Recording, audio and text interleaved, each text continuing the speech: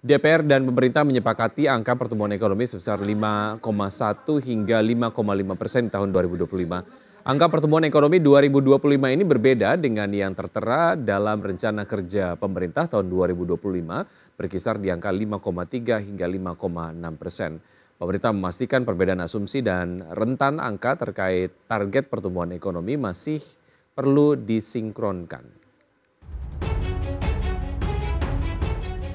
DPR dan pemerintah menyepakati angka pertumbuhan ekonomi sebesar 5,1 hingga 5,5% di 2026.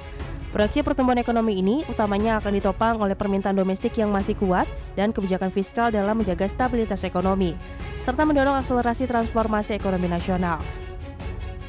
DPR dan pemerintah sepakat untuk mendorong alokasi belanja negara yang diarahkan pada program-program yang lebih produktif untuk mendukung pertumbuhan serta memastikan keadilan dan ketetapan dalam belanja sosial.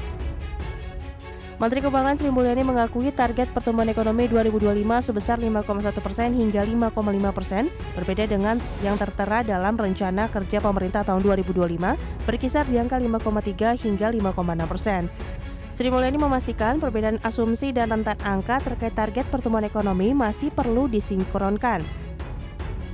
Selain target pertumbuhan ekonomi, DPR dan pemerintah juga menyepakati sejumlah asumsi makro lainnya.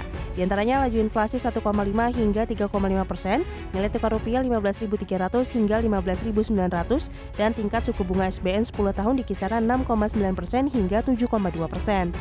Dari Jakarta, Tim Liputan, IDEX Channel.